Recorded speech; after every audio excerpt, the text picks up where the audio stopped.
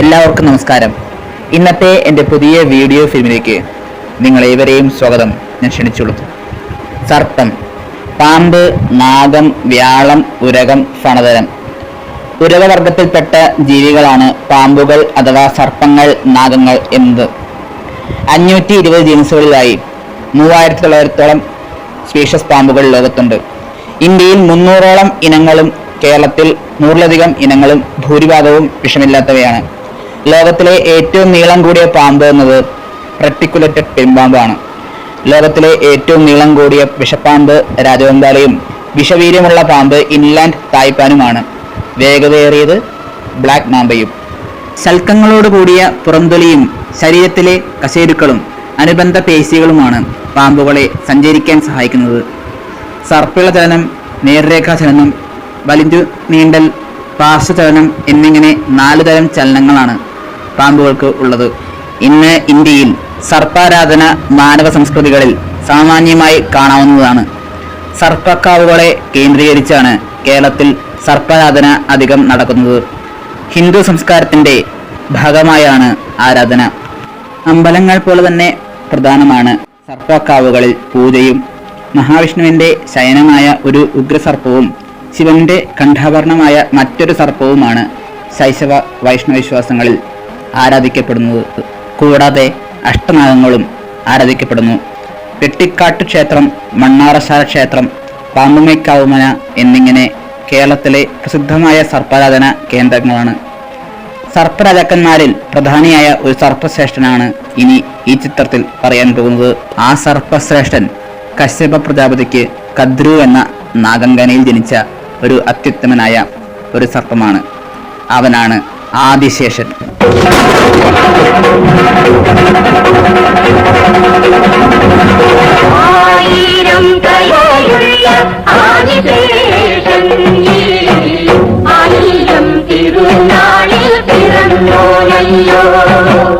അനന്തൻ, അതിരുകളില്ലാത്തവൻ, അവസാനങ്ങളില്ലാത്തവൻ, അന്തമില്ലാത്തവൻ, ശാശ്വതമായവൻ. മഹാവിഷ്ണുവിൽ നിന്ന് ബ്രഹ്മാവും ബ്രഹ്മാവിൽ നിന്ന് പ്രജാപതികളുമുണ്ടായി. ആ പ്രജാപതികളിൽ ഒരുവനാണ് അനന്തൻ അഥവാ ആദിശേഷൻ.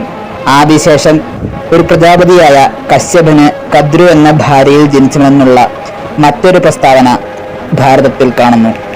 ആദിശേഷൻ കശ്യപ മഹാരാജാവിൻ്റെ വാസുകി, തക്ഷകൻ, ധനഞ്ജയൻ, കാർക്കോടകൻ തുടങ്ങിയ മറ്റു മക്കളിൽ മൂത്തപുത്രനാണ്.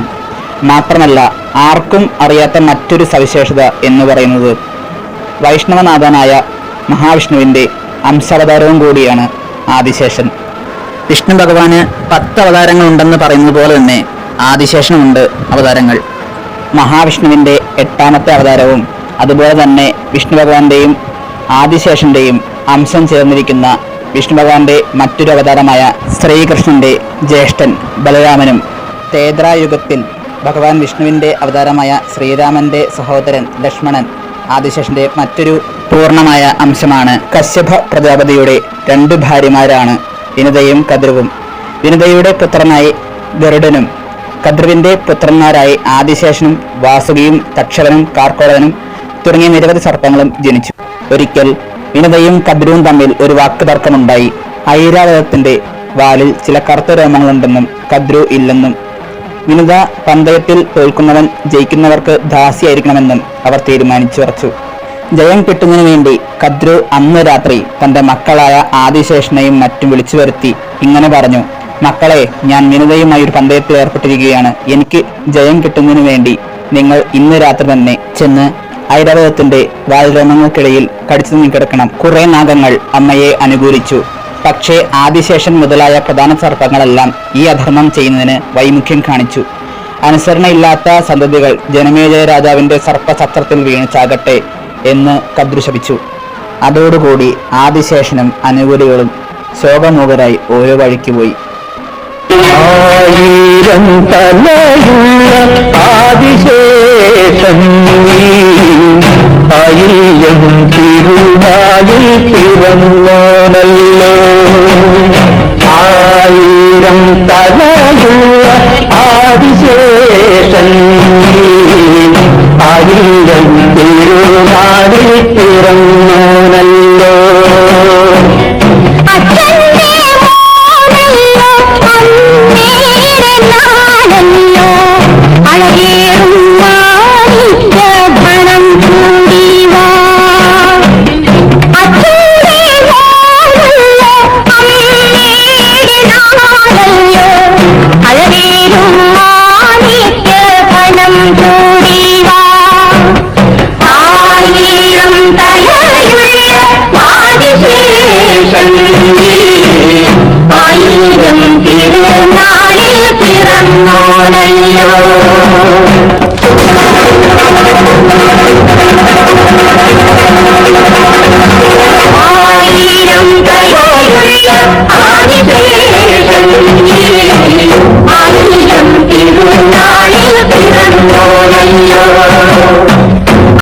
ആദിശേഷൻ തന്റെ അമ്മയെ വിട്ട് ഗന്ധമാദനം, ബദരിയാശ്രമം മുതലായ പുണ്യതീർത്ഥങ്ങൾ സന്ദർശിച്ച് തപസ് ചെയ്തു. ബ്രഹ്മാവ് ആദിശേഷന് മുമ്പിൽ പ്രത്യക്ഷനായി ഇങ്ങനെ പറഞ്ഞു: നീ വിഷമിക്കണ്ട. പാതാളത്തിൽ ചെന്ന് ലോകങ്ങളെ നിന്റെ ഫണങ്ങളിൽ താങ്ങി നിർത്തുക. ഗരുഡൻ നിനക്ക് വേണ്ടി സഹായങ്ങൾ ചെയ്യും. ഈ അനുഗ്രഹങ്ങൾ കൊണ്ട് സന്തുഷ്ടനായ ആദിശേഷൻ ജോലിയിൽ പ്രവേശിച്ചു. ആദിശേഷന്റെ പ്രതാപത്തെപ്പറ്റി വിഷ്ണു പുരാണത്തിൽ ഇങ്ങനെയൊരു പ്രസ്താവന കാണുന്നു: പാതാളത്തിൽ ആദിശേഷൻ എന്ന പേരോടുകൂടി വിഷ്ണുവിന്റെ തമോ ഗുണസ്വരൂപമായ ഒരു ശരീരമുണ്ട്. അതിന്റെ ഗുണങ്ങളെ വർണ്ണിക്കുവാൻ ദൈത്യന്മാർക്കും ദാനവന്മാർക്കും ശക്തിയില്ല. ദേവന്മാരും ഋഷിമാരും പൂജിക്കുന്ന ദേവനെ സിദ്ധന്മാർ അനന്തൻ എന്ന് പുകഴ്ത്തി പറയുന്നു. അനന്തന് 1000 തലകളുണ്ട്. സ്പഷ്ടമായി കാണാവുന്ന സ്വസ്തികം എന്ന അടയാളമാണ് അയാളുടെ ഭക്ഷണം. 1000 ശിരോരത്നങ്ങൾ കൊണ്ട് സകല ദിക്കുകളും പ്രവേശിക്കുന്ന ആദിശേഷൻ ലോകങ്ങളുടെ നന്മയ്ക്കായി അസുരന്മാരെയെല്ലാം അശക്തരാക്കി തീർക്കുന്നു. മതം കൊണ്ട് ചുറ്റിത്തിരിയുന്ന കണ്ണുകളോട് കൂടിയവനും മതോന്നത്തനും നീലവസ്ത്രമുടുത്തവനും വെളുത്തരത്നഹാരങ്ങൾ അണിഞ്ഞവനുമായ ശേഷൻ മേഘമാല ചാർത്തിയതും ഗംഗാപ്രവാഹത്താൽ അലങ്കരിക്കപ്പെട്ടതുമായ മറ്റൊരു കൈലാസം പോലെ ശോഭിക്കുന്നു. ഒരു കൈയിൽ ലാംഗലവും മറ്റൊരു കൈയിൽ മുസലവും ധരിച്ചുകൊണ്ട് സ്ഥിതി ചെയ്യുന്ന ആദിശേഷനെ ശ്രീദേവിയും വാരുണിദേവിയും സേവിക്കുന്നു. കൽപ്പാന്ത കാലങ്ങളിൽ വിഷാഗ്നി ജ്വാലകൾ പോലെ തിളങ്ങിക്കൊണ്ട് ആദിശേഷന്റെ മുഖങ്ങളിൽ സംഘർഷണമൂർത്തിയായ സാക്ഷാൽ രുദ്രൻ ആവിർഭവിച്ച് 3 ലോകങ്ങളെയും ഭക്ഷിക്കുന്നു. സകല ദേവന്മാരും പൂജിക്കുന്ന ആ ശേഷനാഗം ഭൂമണ്ഡലത്തെ മുഴുവൻ കിരീടം പോലെ ധരിച്ചുകൊണ്ട് പാതാളത്തിൽ സ്ഥിതി ചെയ്യുന്നു. അദ്ദേഹത്തിന്റെ ബലം, പ്രതാപം, സ്വരൂപം, ആകൃതി എന്നിവയെ വർണ്ണിക്കുവാനോ അവ മനസ്സിലാക്കുവാനോ ദേവന്മാർക്ക് പോലും സാധിക്കില്ല. മതം കൊണ്ട് ചുറ്റുന്ന കണ്ണുകളോട് കൂടിയ അനന്തൻ വിജൃംഭണം ചെയ്യുമ്പോൾ ഈ ഭൂമി ജലരാശികളോടുകൂടി കുലുങ്ങുന്നു. ഗന്ധർവന്മാർ, അപ്സരസുകൾ, സിദ്ധന്മാർ, കിന്നരന്മാർ, നാഗങ്ങൾ, ചാരണന്മാർ എന്നിവർ ആദിശേഷന്റെ ഗുണങ്ങളുടെ അവസാനം കണ്ടെത്താൻ കഴിയുന്നില്ല. അതുകൊണ്ടാണ് ഈ വിചിത്രജീവിക്ക് അനന്തൻ എന്ന പേരുണ്ടായത്. നാഗാങ്കനമാരുടെ കൈകൾ കൊണ്ട് ആദിശേഷന്റെ മേയിൽ ലോപനം ചെയ്യപ്പെട്ട രക്തചന്ദന ചാർത്തുകൾ തുടരെയുള്ള ശ്വാസവായുവേറ്റ് നാനാദിക്കിലും പരിമളം പരത്തുന്നു. ദേവന്മാരും മനുഷ്യരും വസിക്കുന്ന ഈ ലോകങ്ങളുടെ സമൂഹം മുഴുവൻ ധരിച്ചുകൊണ്ടിരിക്കുന്ന ഭൂമി അപ്രകാരമുള്ള നാഗരാജാവാണ് ഈ ശിരസിൽ വഹിച്ചുകൊണ്ടിരിക്കുന്നത്. ആദിശേഷന്റെ നാട് പാതാളത്തെപ്പറ്റി ചില വിവരങ്ങൾ ദേവീ വിഭാഗത്തിൽ കാണുന്നു. ഈ പാതാളത്തിൻ്റെ മൂലസ്ഥാനത്തിൽ അനന്ത എന്ന പേരോടുകൂടി ഒരു പ്രത്യേക സ്ഥലമുണ്ട്. ഇതിൽ 30,000 യോജന വിസ്താരമുണ്ട്. അവിടെ ആദിശേഷൻ എന്ന അനന്തൻ വസിക്കുന്നു. ആദിശേഷന് സംഘർഷണൻ എന്ന മറ്റൊരു പേര് കൂടിയുണ്ട്. പാതാള ലോകത്തെ മുഴുവൻ ശേഷൻ ഒരു കടുകിനെ എന്നതുപോലെ വഹിക്കുന്നു. ഇങ്ങനെ വഹിച്ചുകൊണ്ടിരിക്കുന്ന സമയം ശേഷൻ ഭൂമധ്യത്തിൽ നിന്ന് സംഘർഷണൻ എന്ന രുദ്രൻ മറ്റു രുദ്രന്മാരോടും തൃശൂലം മുതലായ ആയുധങ്ങളോടും കൂടി ആവിർഭവിക്കുന്നു. അനന്തൻ അതിമനോഹരനും ദിവ്യ തേജോമയനുമാണ്. മറ്റ് ദേവന്മാർ ഭക്തിയോടുകൂടി ആ ശേഷനാഗത്തിൻ്റെ പാദങ്ങളിൽ സാഷ്ടാംഗ പ്രണാമം ചെയ്തുകൊണ്ടിരിക്കുന്നു. അങ്ങനെ പ്രണമിക്കുമ്പോൾ രക്തകണ്ണാടി പോലെ പരിലസിക്കുന്ന ആദിശേഷൻ്റെ കാൽനഖങ്ങളിൽ അവരുടെ മുഖങ്ങൾ പ്രതിബിംബങ്ങൾ നോക്കി നോക്കി വളരെ നേരം കിടക്കുമായിരുന്നു. അവരുടെ ഗണസ്ഥലങ്ങളിൽ കർണാലങ്കൃതമായ കുണ്ടലങ്ങളുടെ ശോഭ പ്രതിഫലിച്ച് മനോഹരങ്ങളും തേജോമയങ്ങളും ആയി കാണപ്പെടുന്നു. ക്ഷീരസാഗരത്തിൽ മഹാവിഷ്ണു ശയിക്കുന്നത് ആദിശേഷൻ്റെ മുകളിലാണ്. വിഷ്ണുവിൻ്റെ സേവകനും സന്തത സഹചാരിയുമായി അനന്തൻ്റെ സാന്നിധ്യമുള്ളതിനാൽ മഹാവിഷ്ണുവിനെ അനന്തപത്മനാഭൻ എന്ന പേരിലാണ് അറിയപ്പെടുന്നത്. മഹാവിഷ്ണു, ശിവൻ, ശ്രീകൃഷ്ണൻ, ബലരാമൻ, ശ്രീമുരുകൻ്റെ സേനാധിപതിയായ സ്കന്ദൻ, മഹാവിഷ്ണുവിൻ്റെ 4ാമത്തെ അവതാരമായ നരസിംഹമൂർത്തി എന്നിവരുടെ പര്യായനാമമാണ് അനന്തൻ. മഹാവിഷ്ണുവിൻ്റെ പ്രധാനപ്പെട്ട പര്യായനാമമാണ് അനന്തൻ. നിത്യനും സർവ്വവ്യാപിയുമായ മഹാവിഷ്ണു അതിരുകളില്ലാതെ വ്യാപിക്കുന്നതുകൊണ്ട് ഭഗവാനെ അനന്തൻ എന്ന നാമത്തിൽ അറിയപ്പെടുന്നു. കൈലാസനാഥനായ ഭഗവാൻ ശിവൻ്റെ പര്യായനാമമായി അനന്തരൂപൻ എന്ന പേരിൽ അറിയപ്പെടുന്നു. സർപ്പത്തെ ദൈവമായി കണക്കാക്കുകയും അവയെ ആരാധിക്കുകയും ചെയ്യുന്നതാണ് സർപ്പാരാധന. ഇന്ത്യയുടെ ഏതാണ്ട് എല്ലാ ഭാഗങ്ങളിൽ സർപ്പാരാധന നിലനിൽക്കുന്നുണ്ടെങ്കിലും കേരളത്തിൻ്റെ സർപ്പാരാധന സമ്പ്രദായത്തിൻ്റെ പങ്ക് എടുത്തു പറയേണ്ടതാണ്. ഇന്ത്യയിൽ തന്നെ സർപ്പാരാധന ഏറ്റവും വ്യാപകമായ പ്രദേശം കേരളത്തെ അഹിഭൂമി എന്നാണ് അറിയപ്പെടുന്നത്. അതായത് സർപ്പങ്ങളുടെ നാട് എന്നാണ് ആര്യന്മാർ വിശേഷിപ്പിച്ചത്. സർപ്പങ്ങൾ എന്നു കേട്ടാൽ നമ്മുടെ ഉള്ളിൽ ഭയം നിറയുമെങ്കിലും സർപ്പക്കാവുകൾ എന്ന് കേൾക്കുമ്പോൾ മനസ്സിൻ്റെ ഉൾക്കോവിൽ ഭക്തിയും ഐശ്വര്യവും നിറഞ്ഞാടുന്നു. ഗ്രാമഭംഗികളിൽ സർപ്പക്കാവുകളും സർപ്പപൂജയും ഇന്നും ജ്വലിച്ചു നിൽക്കുന്നു. കശ്യപന് കദ്രുവിൽ ജനിച്ച മക്കളാണ് സർപ്പങ്ങൾ എന്ന് പറയുന്നത്.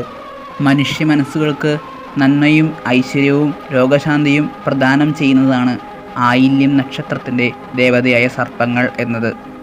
മരങ്ങളും വള്ളിപ്പടർപ്പുകളും ഇടതൂർന്നു നിൽക്കുന്ന കാവിലാണ് മനുഷ്യ മനസ്സിൽ ഭക്തിയുടെ നിറകുടമായി നാഗയക്ഷിയും നാഗദേവതയും കുടിയിരിക്കുന്നത്.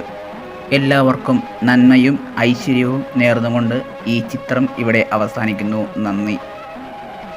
1000 തലയുള്ള ആദിശേഷൻ ആയില്യം തിരുനാളിൽ പിറന്നോനല്ലോ. 1000 തലയുള്ള ആദിശേഷൻ ആയില്യം തിരുനാളിൽ പിറന്നോനല്ലോ.